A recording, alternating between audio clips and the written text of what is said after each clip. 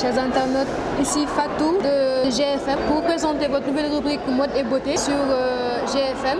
L'histoire d'une cité africaine envoyée où la cohabitation entre aliens et humains dans le décor grandiose de la gare ferroviaire de Dakar, envoyée par des créatures étranges et fascinantes. Suivez-nous dans l'univers de Sélé Rabican en 2244, Alien Cartoon.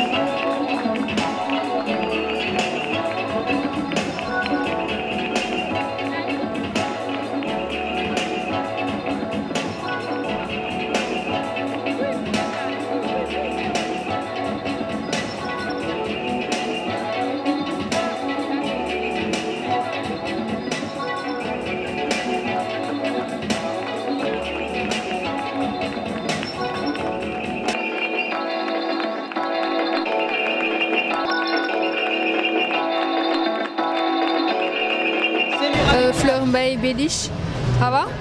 Bien, j'aimerais savoir vos impressions par rapport au défilé de Sélé Rabican qui nous amène en 2244 quand même, il faut le dire.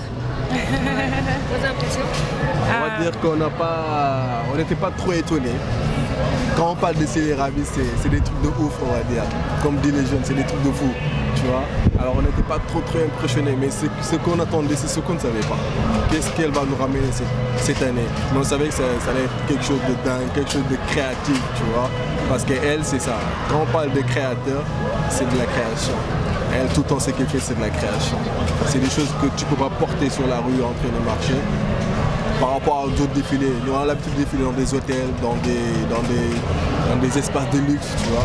Elle, quand on nous a parlé du défilé dans la gare de Dakar, on était carrément étonnés. On a dit qu'il n'y a rien à exploiter là-bas, tu vois. Parce que nous-mêmes, en tant que Sénégalais, on n'est jamais venus ici pour se dire qu'il n'y a rien. Alors quand on nous a parlé de ce défilé ici, on était carrément étonnés. Mais vu ce qu'elle a fait aujourd'hui, carrément, elle a innové et continue à la pousser de l'avant, franchement. Sur le plan de votre carrière, en fait, défiler pour elle, ça représente quoi pour vous? Défiler pour elle, ça représente beaucoup de choses. Déjà, en tant que mannequin, tu as toujours envie de découvrir d'autres horizons, d'autres créations, d'autres styles de tenue, quoi. Donc, elle, ça nous fait plaisir de défiler pour elle parce qu'elle nous amène dans un autre monde. Elle te fait rêver carrément parce que tu vois des choses, je peux dire que partout dans le monde ou bien en Afrique, particulièrement en Afrique, tu ne le verras pas. Elle, c'est une grande styliste, c'est une grande créatrice.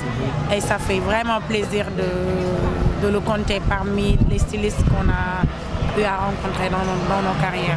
Votre dernier mot par rapport à cette soirée? Céline de l'avant. Ouais. Bonsoir Hadi, ça va? Bonsoir, ça va. Quelles impressions par rapport au défilé? Bah oui, ça a été. On a pour la première fois, je suis beaucoup déménagé, quoi. C'était spectaculaire et en plus avec Célerabi, on a aimé son premier défilé. Mais j'ai adoré. Les modèles original déjà, copié au cocktail, c'est la première fois que je en plus de Foucault Bocon.